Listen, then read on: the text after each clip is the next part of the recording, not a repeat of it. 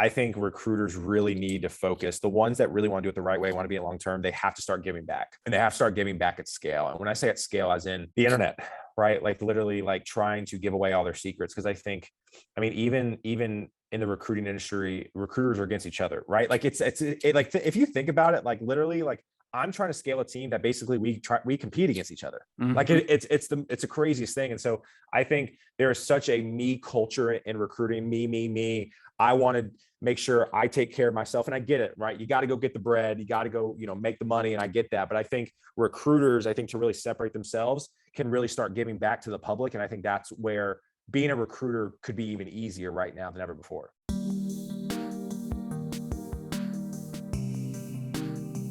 Welcome back to the Career Therapy Podcast, where we explore the hidden side of modern work, help you turn procrastination into job search motivation, and teach you how to stress less, earn more, and change careers with confidence.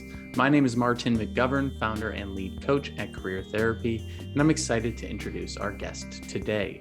Please welcome Taylor Desseyn to the podcast. Taylor is a senior recruiter at Vaco, has placed over 450 plus people into their dream tech careers, hosts the Guidance Counselor 2.0 live show and podcast, and is a self-proclaimed recruiter against recruiters. In today's convo, we take a look behind the corporate and recruitment curtains, explore what an ideal hiring process could look like, and map out the future of finding a job in 2022. The world's a-changing, and we need to change with it. If you like our show, please subscribe and leave us a review on iTunes.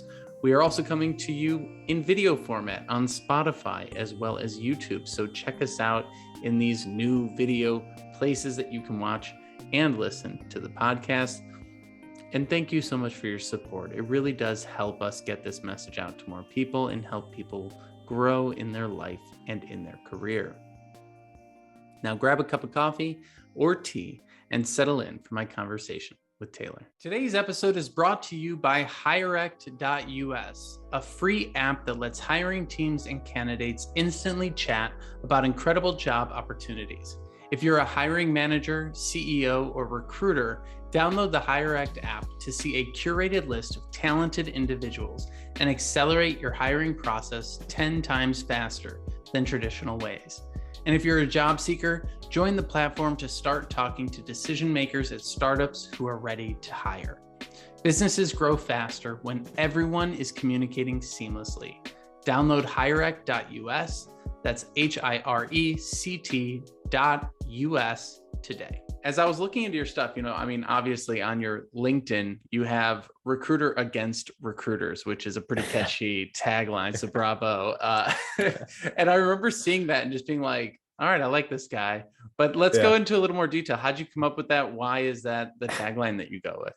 I really wish I had some sort of profound, like I was hiking in the wilderness and like the Lord appeared and, in a burning bush, whatever, blah, blah, blah. But no, basically, like, I think I was driving, I was in the car with my wife and I was like, you know what? I need a tagline. She was like, yeah. I was like, yeah. Like, I need something catchy. She was like, well, how about recruiter against recruiters? And I was like, what? I was like, that's so good. And she goes, yeah, like you're a recruiter, but like, you're also against recruiters, but you're also trying to help recruiters. And I was like, yeah, that's amazing. Works. Kudos to her. That's it. So, yeah. So basically the recruiting industry is broken. And rightfully so, right? I mean, basically the recruiting industry is we're trying to put metrics on people, right? And I think at the end of the day, I think people aren't metrics. Now, listen, I understand, like you have to have some sort of guidance as like a manager, right?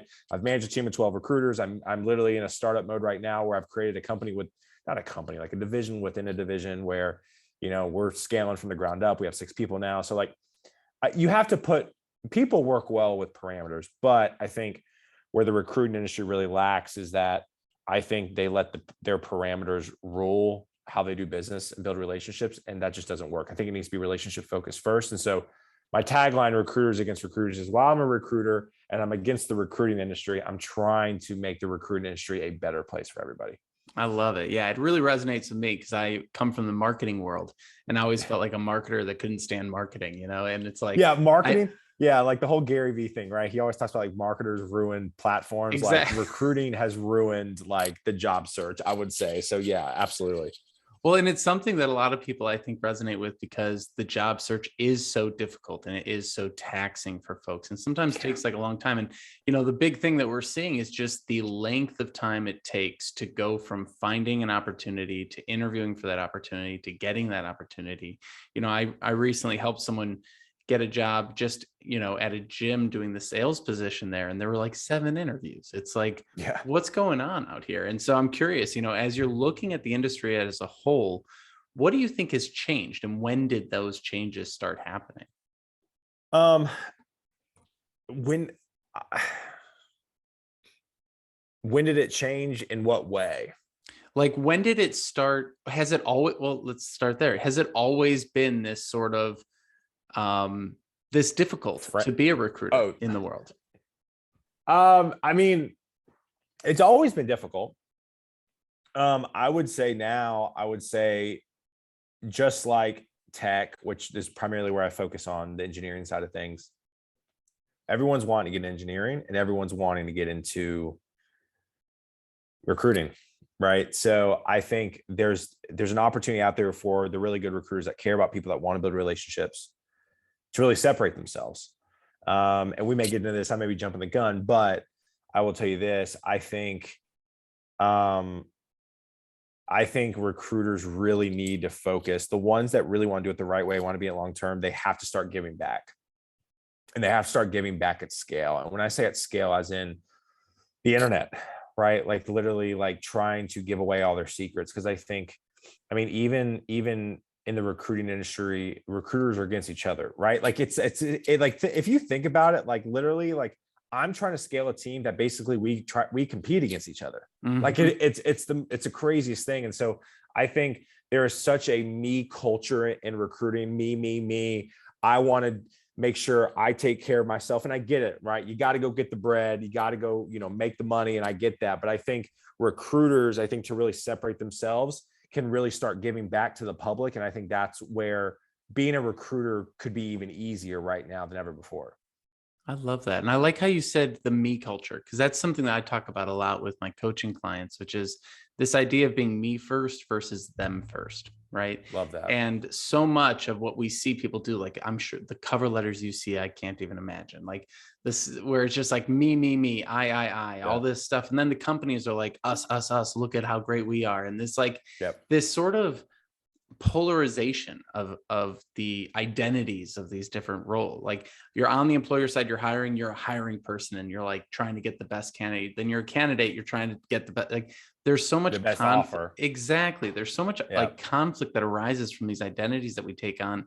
And no one is sitting there thinking, well, how do I make this easier for the other person? How do I make this Right. better for the other person? And so what are some of the things that you encourage people to maybe pause and reflect on and start to change in order to be a little bit less me focused? Well, so I can address it on both ends, right? So the recruiting side, I think you need to be helping your clients and your candidates as much as humanly possible. Kind of like what I just said, right? Start sharing, openly. I think recruiters are so focused on like a transactional approach. Like if your resume isn't a perfect fit, I'm not going to talk to you, right? Like that's absolutely ridiculous. Like I understand that everybody's busy these days, but like I talk to so many people on a daily basis that isn't going to be an immediate ROI for me, but it's going to benefit me down the road. And like it's absolutely changed my business, right? Literally, I'll never forget one of the first guys I ever met in Nashville. His name was David, and literally like met with him. Didn't know what I was doing in the recruiting side of things yet. Just had lunch with him, hung out, and then I never had a fit for him ever. 5 years later, I had a company that literally was looking for somebody with his skill set, and he got a job, and I placed him. Wow. That was a 5 year. Like you talking about like a non-immediate ROI, like that's one of them, right? So always build a relationship, people first, always. I think from helping the clients and the companies hiring, I think recruiters need to act as advocates for companies, right? Like I'm really bullish on this. Like the recruiting industry is known as the used car salesman industry, or like we're like used car sales, and I understand that. But I think we also need to have confidence in who we are, and we need to be able to understand and add value to companies. Like, listen, bro, gal, I'm working with hundreds of candidates. I've seen the behind the scenes of hundreds of companies and like what works, what doesn't. Like, lean on me. Like, let me help you. I think so many companies just want to like, they're doing their own thing and like, we'll be fine. We don't need outside help. And yet your organization is literally like hemorrhaging talent. There's one company, I'm not going to name names. They're in Nashville. They closed down their office. And the way they're going about things right now, they're driving everybody away. And literally, if they just asked us, like, hey, what are your thoughts on how we're approaching this? Like, what's our vibe in the market? Like, what's our reputation? I don't think they'd be really happy with what they'd hear from us. And I think companies need to really, truly change their mindset of working with recruiters. And instead of we're this car salesman or saleswomen, we are really an advocate that can really help you turn around your entire organization when it comes to hiring. Let's dig a little bit deeper into that, into the corporate side of things, because I do think that that's fascinating. The difference, the sort of two-facedness of some of the things that we see out in the world right now, in the way that these companies act, where they say one thing and they do a completely different thing.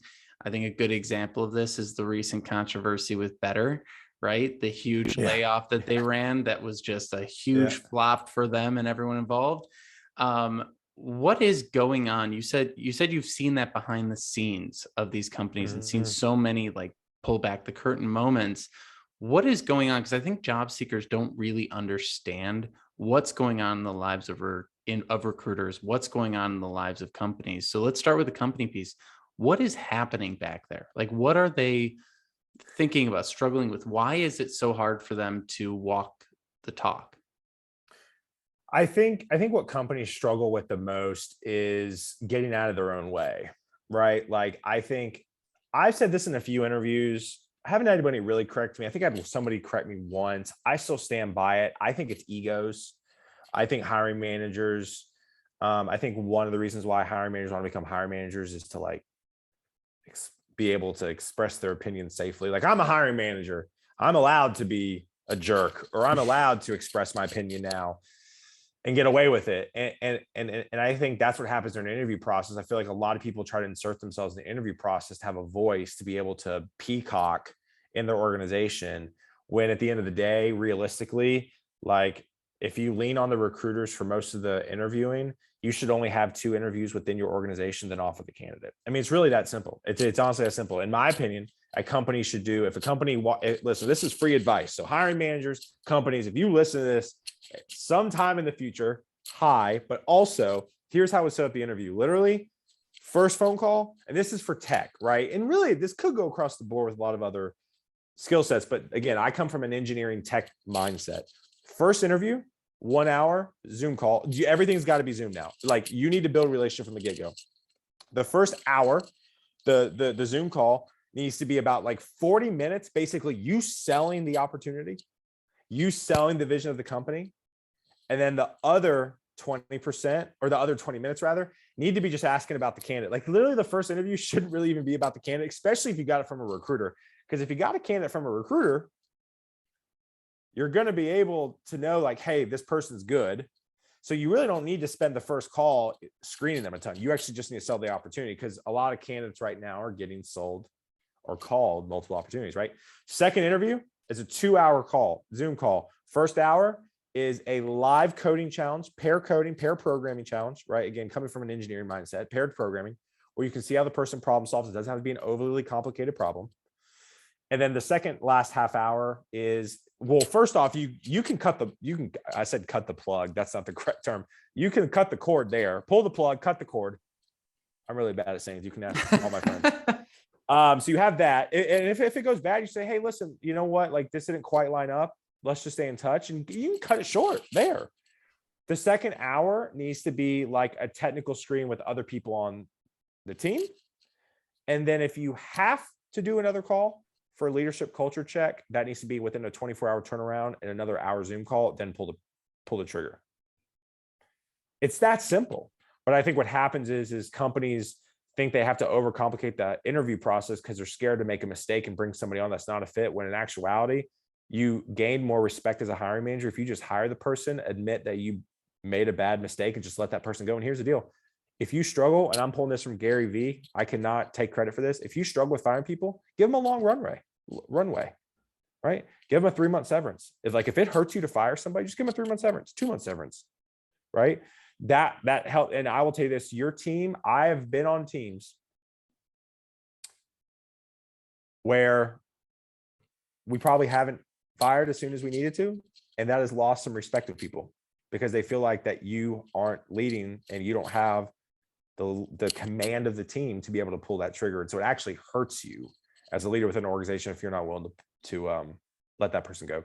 So 100%. I've been on teams where I've literally overheard VPs say, well, it's too hard to fire people, so we just move them around in the company. And meanwhile, me and 5 other people have quit because of that person. Yeah.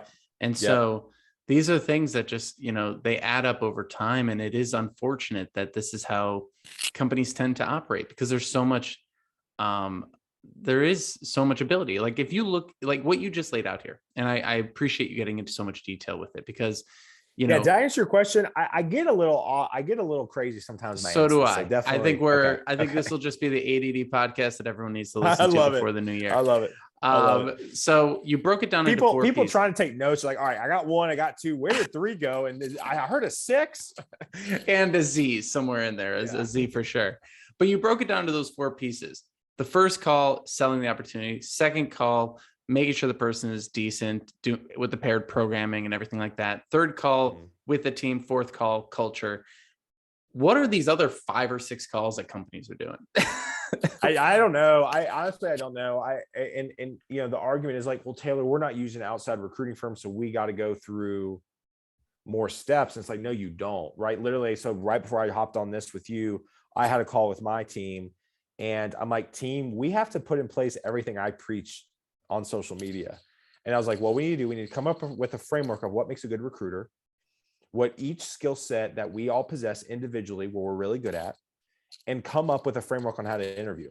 Because I think what happens is you have 7 rounds interviews because no one knows how to interview and no one knows what they're looking for. So they just want to have a bunch of conversations to make themselves feel good about pulling the trigger. I want to touch on that even deeper. No one knows how to interview. This is something I'm saying to people all the time when they're stressed out. I'm like, look, your interviewer probably has not been trained and is probably pretty terrible. So your job in this interview is to help them. Like go in and just try and help them. Like if they're asking you the strengths and weaknesses question and they're asking lazy questions, like give them good answers to lazy questions. So let's dig into some of that right now. Like what sort of things do you think people, what expectations should people have going into interviews of the interviewer? Because I see a lot of people, a lot of job seekers get so hurt. They didn't read my resume. How dare they not read my resume? Like, I can't believe they asked me this question, or do they even know how to do this job that they're interviewing me for? Right? All those things. What should a job seeker's expectation be when going into an interview? Very low. I mean, incredibly low. I would say no one's been trained. I've not been trained. Right? Everything I preach online is things I believe in, but I haven't been trained. I think for me, I think if you're listening to this and you're going to be on the job search in the next year, I would have low expectations, and you need to make sure though that you want to that you interview with the company, accept the company's offer that vibes. Right. I talk about vibes all the time. Right. It really is. I mean, for me, some of the best engineering companies that I know that interview the most effectively, it is a very natural conversation. Right. And to be honest with you, it's not even about your resume. Right. People get butthurt. They didn't ask me about my resume. That actually may be a good thing. Because I want to be honest with you, when I interview you for my team, I don't ask about your resume. I want to know who you are as a person. Right. What makes you tick? What gets you out of the bed in the morning? That's the same thing, but you get the point. So for me, it's if you're a job seeker and the interview seems discombobulated, or they don't ask you about your resume. Like, listen, no one's trained in interviewing. Very few people are trained in interviewing. And so for me, you need to be focused on companies that actually just want to have an organic conversation with you than try to force a bunch of technical jargon down your throat. Yeah. And you talked about that in one of your posts. You talked about how resumes are not about beating the ATS and they're more about connecting with people. And I very much agree with that. Whenever someone says beat the ATS, I always say, which ATS? There's like hundreds of different softwares and each That's one's like the programmed people. It's the differently. people. Yeah, It's the exactly. people. So what Yeah. is it about, like, all right, so we still need to have a resume. We still need to have a LinkedIn, right? Like one of the things Right. that is so unfortunate about the job search is we keep adding new tools, but never removing any tools, right? So as a recruiter, what actually is important? Where should people spend their time? Spend their time when it comes to the job The search. whole job search process. People spend way too much time on resumes, in my opinion. But what do you sort of see as the? Well, see, I mean, I would argue a little bit and say, I think if there's any place to like pay somebody now, people are going to listen to this, be like, really, Taylor, you're advocating, like literally, if anybody from Vaco listens to this, be like, Taylor, seriously? For me, I think if there's any part of the job search that you need to really focus on, it's paying for a headshot, it's paying for a resume rewrite and a LinkedIn. Now, I'll tell you this, there's a lot of resume writers that are really, really poor. I have actually helped doctor a lot of resumes that they have paid. My dad even paid for a resume writing service and didn't even use me, and I had to rewrite his resume. So there's a lot of phonies out there because it's easy, right? You pay, $250, $300, you get a resume written, you think it's good, and then it's not, right? So I would say for me, my biggest tip for resumes, for people who are listening to this, is it needs to be project based, right? And you need to take the fluff words out of it, right? Great communicator, works well with others, right? Great collaborator, right? Like let's do some actionable things, right? Great, instead of great communicator, it's like, led 6 teams across the country in different time zones, up to 30 members, and delivered everything on time. Right. Listen, person, I can tell you're a great communicator by that bullet point right there. Right. You don't need to say great communicator. Great leader. Right. Instead of saying that, maybe say, hey, listen, my team has hit their metrics year over year, 110%. No other manager within the company has done that with their team. Right. Those are some really tangible things in a resume I like to see. And I also want to see project-based work, right? Your resume needs to tell a story. Your LinkedIn needs to tell a story. And you, as a job seeker, need to know how to tell a story, right? The job search is the interviewing process, and your job search is all about storytelling, right? So many people are like, well, what if I started the job and 3 months in, I hated it and I left? Guess what? Just say that. Literally, just say that. Like, hey, listen, Mr. Manager, Mrs. Manager, I started this company. They promised me I was going to do .NET Core and Azure serverless, blah, blah, blah, blah. And I came in, I was doing Excel and VBA. And I left. Really? I mean, that's fine. That's totally fine. That makes sense. But what happens is people try to cloak and dagger and like be all shady, and it just comes across as extremely inauthentic during the interview process. And so know your story, be able to tell it, and also write your resume that tells a story in regards to projects, right? Talk about project specific stuff. Don't give me 25 bullet points of random tasks you did. Say, hey, listen, when I came in, I started this project. This project helped this company or this person. It saved $1 million, and we had 15 people working on it, and it had 1,000 transactions a second, right? Like those are the things that can really help your resume beat the ATS. And for anybody who's listening, I did parentheses around beat the ATS. Yeah, well, hey, we have video on Spotify now as of today, so people can see it too. Is that for real? That's for real. I did not know that. Yeah, I did not know that. Wait a minute. Let me see exciting. here. So how does that work? Anyway, we'll talk after. But I love everything you're saying, because that is the truth, right? There's this whole thing where the jargon of the 90s and the early 2000s just doesn't work anymore. And I always say, if no one would say the opposite of what you just said, are you even saying anything, right? Like I get along with, like, I'm a good communicator. Would anyone say I'm a terrible communicator? No. Exactly. So you haven't said anything. So you got to back it up. So I appreciate you breaking that down like that. When it comes to telling that story, this is like, I think this kind of puts it makes the hair stand up on the back of their neck, right? Because they're like, okay, I'm hearing the storytelling thing again. I'm an introvert. I don't really know what to do here. Like, they start to panic. And then we say, like, all right, go into the new year and tell your story. And one of the tough parts is, like, a lot of people, when they're going through these career transitions, don't know themselves very well. They're like, they're kind of throwing their whole identity into question to make this transition. So how do people get their stories together, in your opinion? So it's interesting you ask this question, because I've actually been I'm doing a lot of thinking about this. I've had this question a lot, and this may be a different type of answer. I think you need to write. And because I've really evaluated, new year, new me, end of 2021, like live, laugh, love, like kind of whole that, that whole thing that I joke about. But for me, one thing I've realized and what's really elevated my communication skills is tweeting, right? So like when you learn how to communicate in 280 characters or less, you become really, really good at communicating your point really efficiently. And so I would tell people to, well, first off, write your resume the way I just described it. That will help you start to develop your story.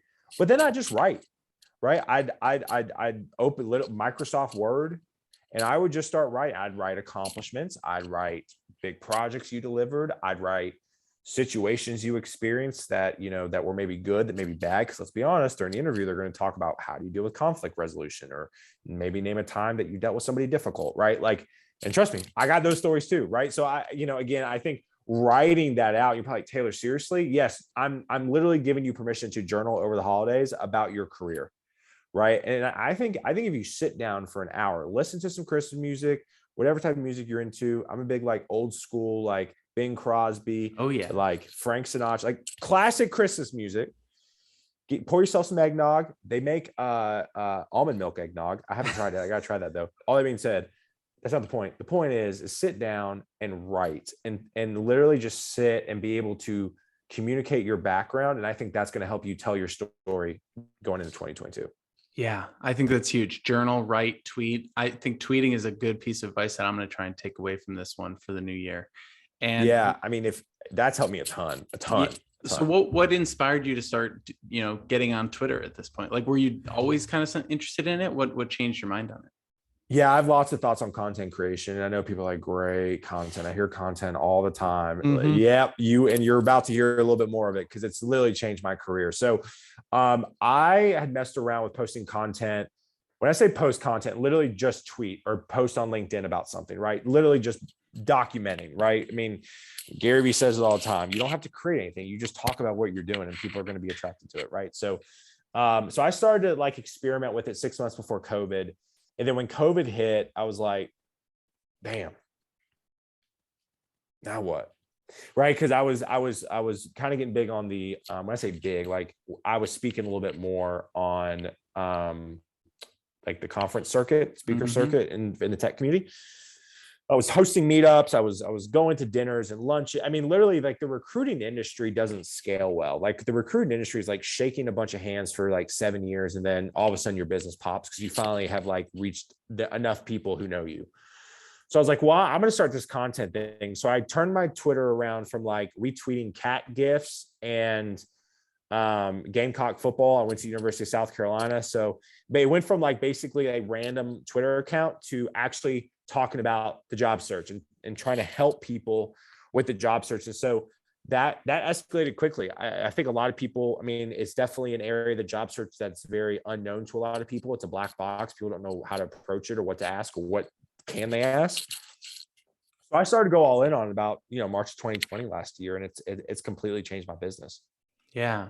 And it shows because like in the way that you message yourself, it really is directly to the point. And I think this is what people are scared to do sometimes because they don't know what they want. They don't know, but they think there's this sort of thought when we're scared of creating content that pops in, which is like, I want to know what it is before I go create it. I want to know what it is before I say it. And that fear stops us. And, it happens with networking too. People will say, I want to wait until I know all the jargon about my industry before I go network. And I'm like, no, you got to go network to get the jargon in your head.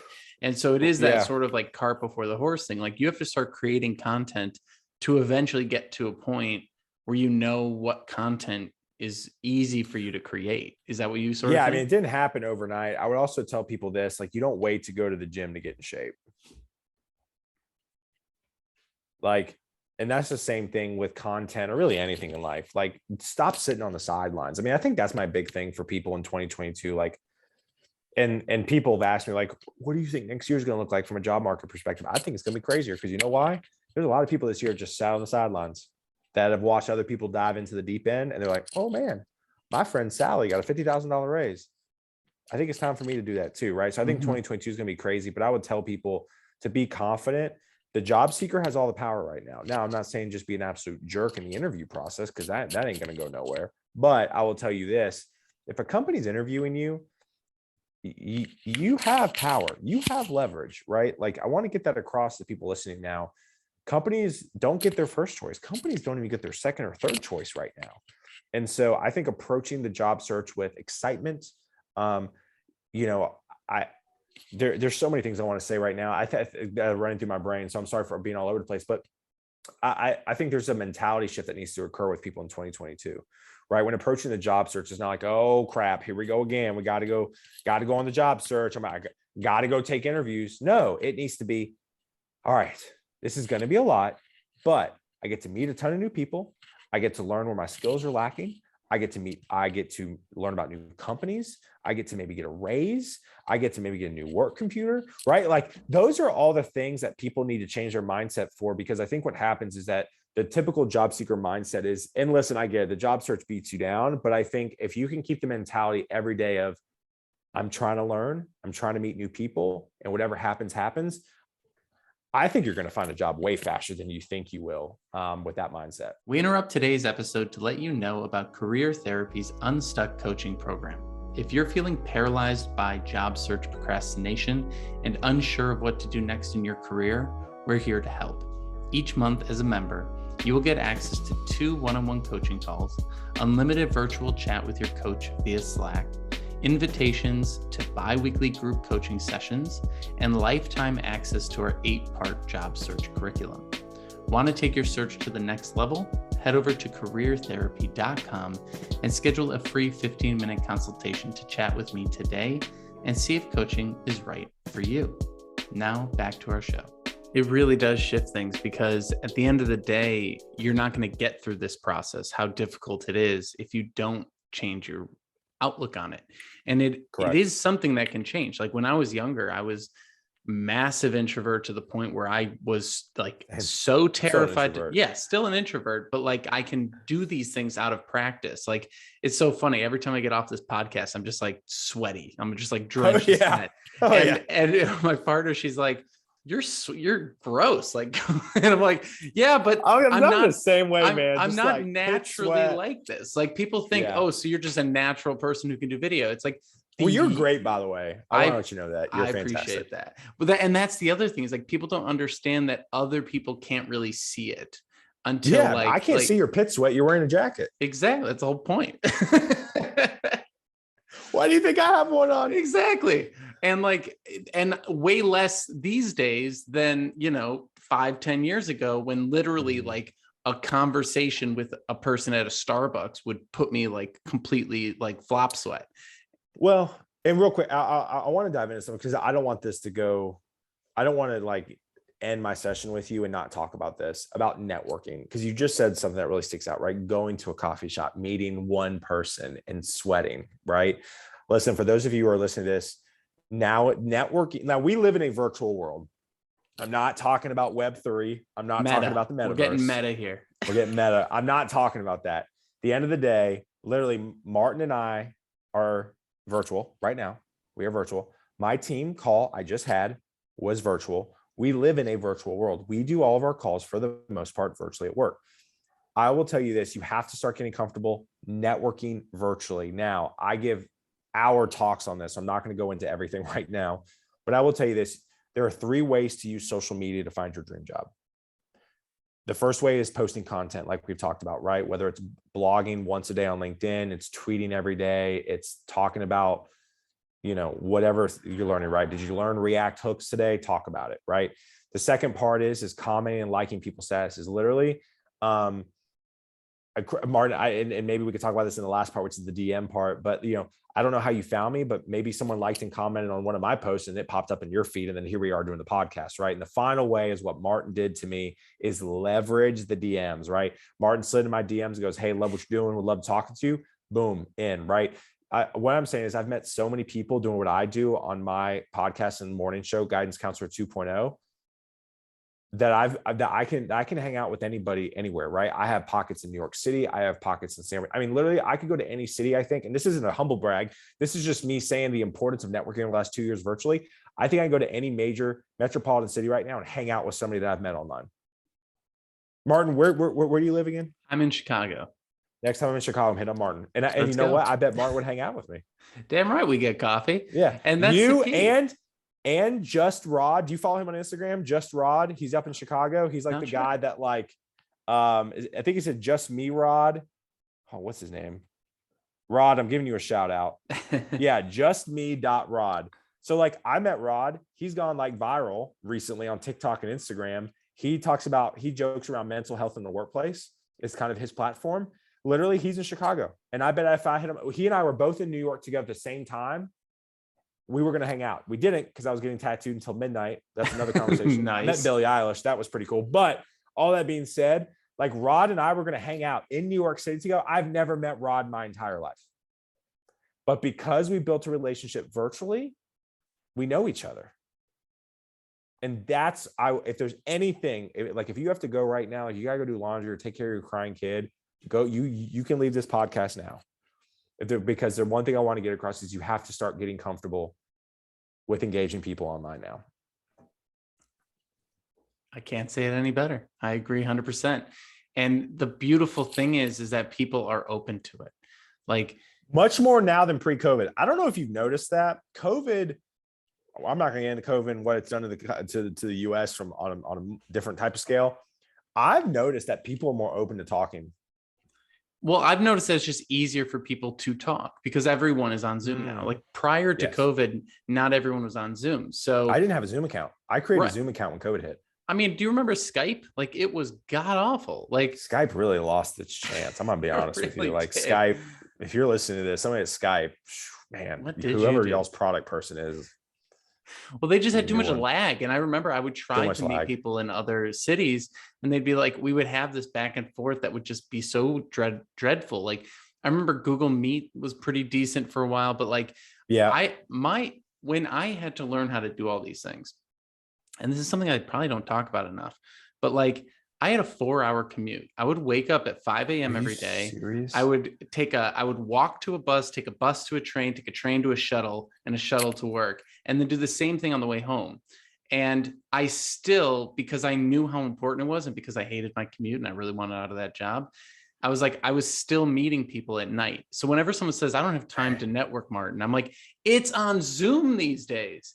It's so easy. Like we're doing a podcast. Easy. I used to do podcasts in person. I would have to travel 40 minutes to an hour and a half to go meet someone to do a podcast. And I'm like, oh, I guess I'll, walk away from this episode of Sex and the City that my fiance is watching and like do an episode. Like it's so much easier now. And people act as though it's like the hardest thing in the world. And it is emotionally, but it's not technically. Yeah. And I want to highlight what Martin said. Like not everyone needs a podcast. Right. Like I'm just going to say that now. So there's a few other ways to leverage there are a few other ways to slide into people's DMs to network with them without using a podcast for a building block. Right. So the first way is I would ask for mentorship. Right. So that's one way I've gotten really big on. Right. I would literally go around and DM a bunch of people that I respect in whatever community you're in and just say, hey, listen, I would love to hang out with you once a month. Now, the mentor-mentee relationship is a whole nother podcast session that we could do, but you have to run with it and you have to engage. But if you do, like, that's a great way, right? Like, I'd be like, hey, Martin, like, would you be my mentor? Like, I'll drive all conversation and send what questions I have for 30 minutes a month. I'm sure Martin would be down for that. If you drive it, I'm sure Martin would be down for it. And so, I think that's one way. I think another way too, and I preach this all the time, is 3 ways to make a good DM. So my DM game was terrible when I was dating. Fortunately, I found my wife through Tinder. So I'm going to save y'all a bunch of angst and consternation later. But first off, a good DM is flattery and admiration, right? So Martin did that to me. Martin goes, hey, Taylor, I love what you're doing and with your content. That means he's watching, right? 2, Martin said, hey, listen, I would love to have do a podcast session with you. I think you may say it in an hour, right? So like the big thing is a specific question, a specific amount of time, because I think individuals want to know what they're walking into. Like when my mom texts me, she goes, "Hey, do you got 5 minutes?" How long is that conversation? That conversation at least an hour, at least an hour, right? So again, like, so if Martin was like, "Hey, listen, can I have 6 minutes of your time? I'm doing a short podcast. I want to ask you one question on how do you find a job in 2022?" I would know exactly what I'm walking into. And so that's a really that's another way to network with people in the DMs if you don't have a podcast. Yeah, and just a few examples of the opposite. So recently I've been getting some, well, not recently. I've always gotten a lot of spam messages and random weird shit. But like there's this one person that reached out to me recently and I was kind of caught off guard by this. I was just like not offended because I don't get offended by messages. Like who cares? But just like I was kind of aghast. I was like, really? This is where this is going? And like, look, I'm a guy online, so I don't get half the crap that like, women have to put up with or any of that stuff. But this is my own little like nitpick of DMs. And this person reached out to me and they're like, super long message. Initially, I was like, oh, is this person like asking to do a coaching consultation or something? No, they said at the end of the message, I have no money. I can't pay. Oh no, they wanted to like set up a situation which after they got a job, they would pay me back or something like that. And I was like, nah, I can't really do that. Kind of being nice back and forth. Sure. But it got weirder after that. Like, that's not the weirdest thing. The weird thing is that it kept getting like, they kept asking more questions. They're like, okay, but like, what about my resume? And they started asking me questions about the resume and I was giving a few answers. I linked them to a whole like, document I have about resumes. And I was like, here, you can just have access to this for free. I don't care. And then they said, I can't export from Google Drive to a Word doc. Can you do that for me?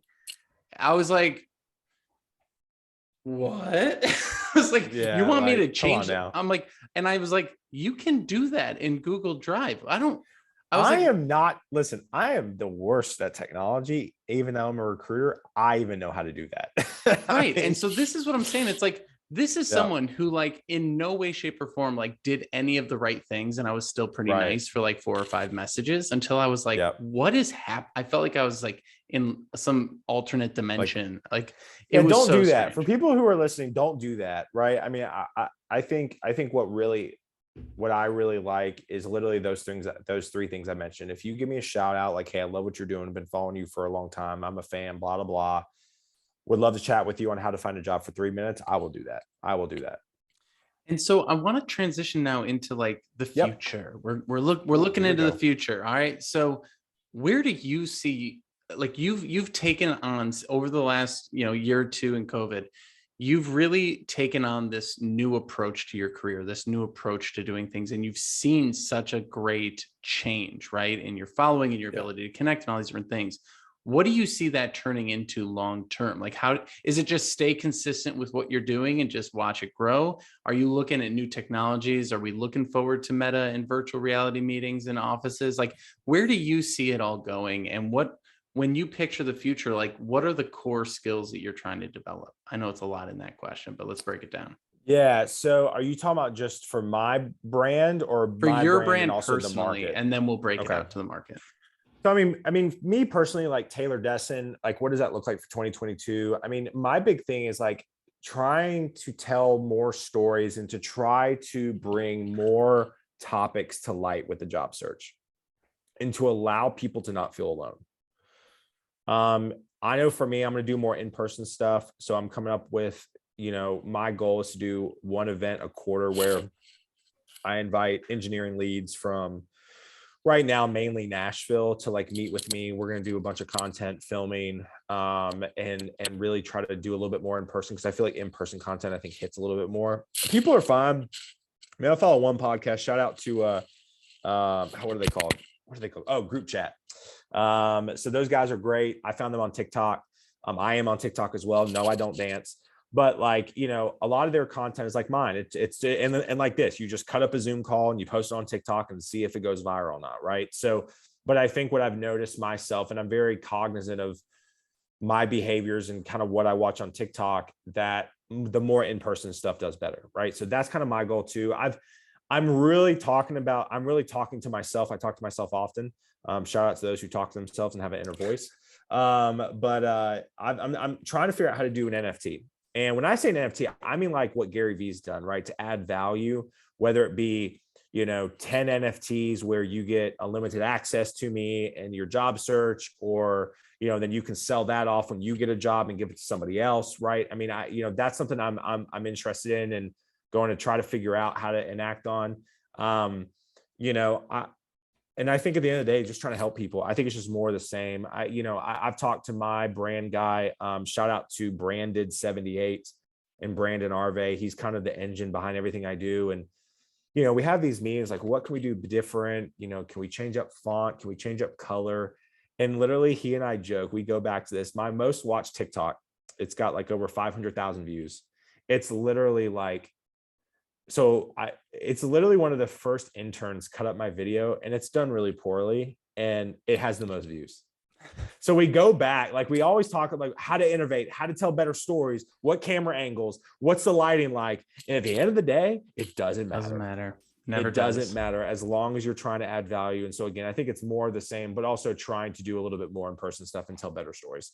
I would say in the market for 2022, I think it's going to be crazier than 2021 when it comes to the job search, especially in tech.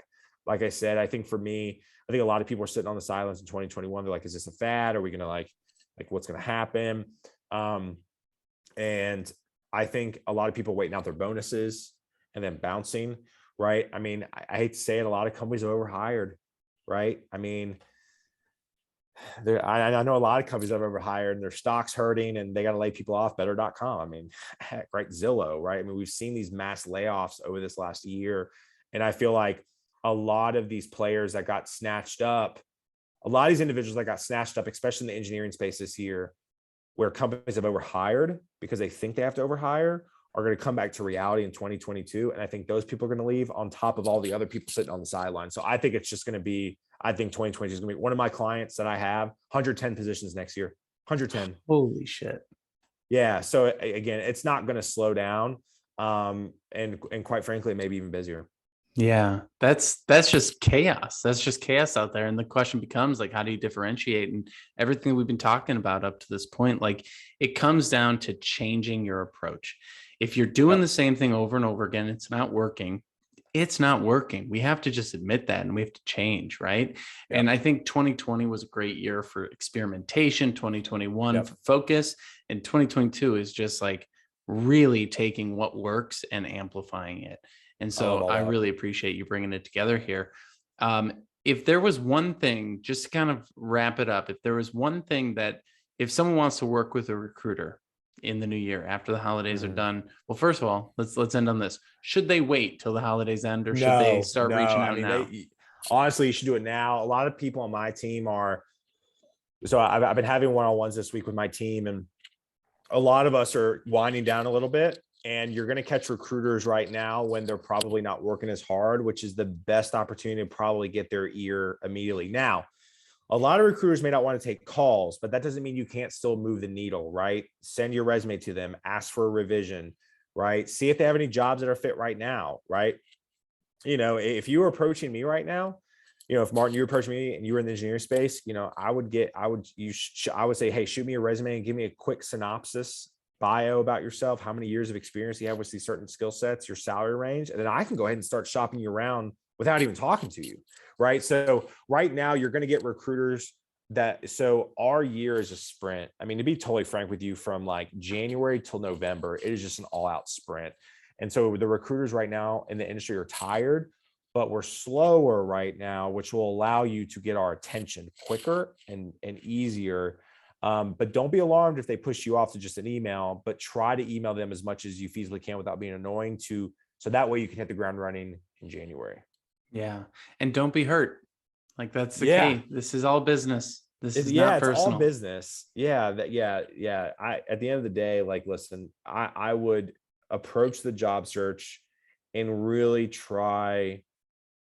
always tell a recruiter, I need you to tell me the good, bad, and ugly. And I don't care what it is. I will tell you this, a lot of times recruiters don't give you feedback because they're scared to give you feedback because they don't want to upset you. I know it's a crazy concept. Recruiters get such a bad reputation. Oh, I never hear back from them with feedback. Well, they're probably scared to tell you. And so usually what has worked for me in the past, if I'm scared to tell a person goes, hey, listen, I don't care if it's good, bad, or ugly. Just tell me. And then I'm like, oh, okay. All right, cool. Well, here's the deal. Like, you absolutely just bombed your interview. and then y'all can work backwards. And so I would tell recruiters that, or hiring managers that moving into 2022 is like, listen, just be brutally honest with me. It won't hurt my feelings. And I think if you come at it from that place, I think you're going to be able to work on your skills even more. Taylor, I love it. Thank you so much for taking time out of your day to share with us.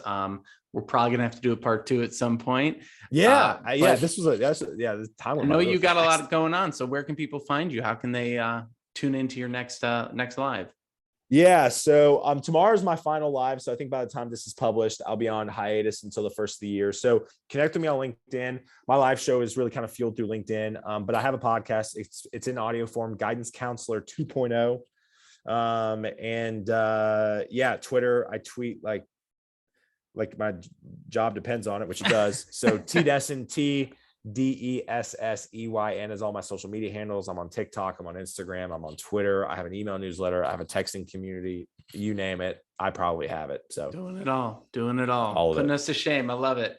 Well, I appreciate your time and enjoy your holidays, my man.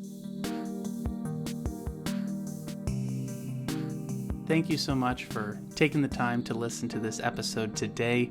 I really appreciate your support of what we're building here at Career Therapy as we continue to try and explore the hidden side of modern work and tell some of the stories that maybe don't get enough light shed on them.